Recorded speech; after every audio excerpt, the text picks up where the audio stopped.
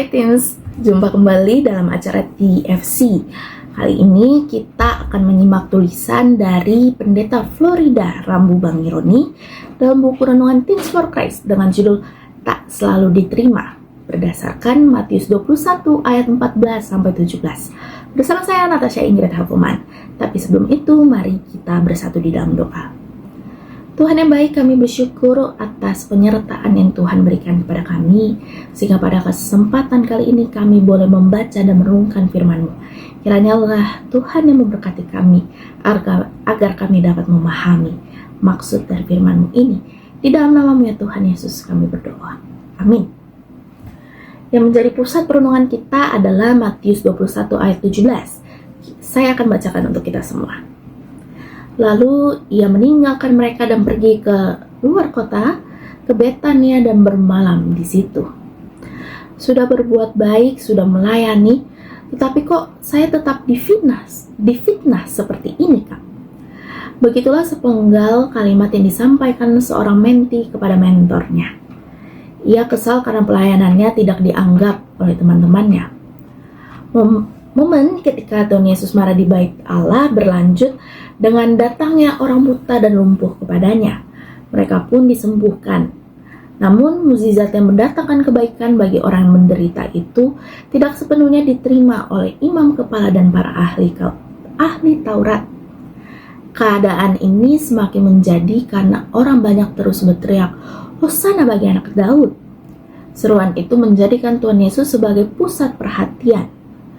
Mukjizat dan pujian orang banyak yang memuliakan Tuhan membuat para ahli Taurat marah. Hal ini menunjukkan bahwa mereka melihat Yesus sebagai saingan yang dapat menghancurkan reputasi mereka. Selama mereka melayani dan setia beribadah, mereka hanya menekankan hukum dan aturan peribadahan. Mereka tidak mampu menjawab kebutuhan orang-orang yang merindukan perubahan dan kesembuhan. Teens, pengalaman Tuhan Yesus yang tidak selalu diterima biarlah menjadi pembelajaran bagi kita semua, bahwa pelayanan kita pun tidak akan selalu diterima. Karena itu tanamkan dalam hatimu bahwa bukan penerimaan atau pujian dari orang lain yang penting, melainkan kesetiaan melakukan hal yang baik dan benarlah yang penting. Jika pelayananmu diterima, bersyukurlah. Jika tidak diterima, tetaplah bersyukur. Karena yang terpenting adalah kamu telah melakukan apa yang Tuhan kehendaki. Namun jika saat ini kamu merasa terlalu lelah oleh penolakan yang terus-menerus, mungkin kamu perlu rehat sejenak dari komunitas itu sambil nge-charge kembali energimu dengan berfokus pada relasimu secara pribadi dengan Tuhan. Mari kita menutup perenungan ini dengan berdoa. Kita berdoa. Tuhan, bersyukur untuk firman yang boleh kami dengarkan dan renungkan pada saat ini. Kiranya lah Tuhan yang memberkati kami, agar kami tetap bersyukur walaupun kami berada dalam pelayanan yang tidak mudah.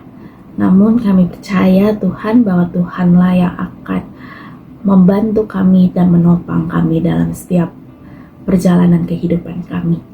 Inilah doa dan permohonan kami ya Tuhan, kepadamu lah kami berdoa. Amin.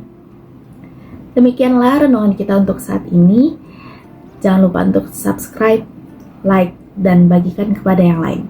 Tuhan memberkati kita semua. Dadah.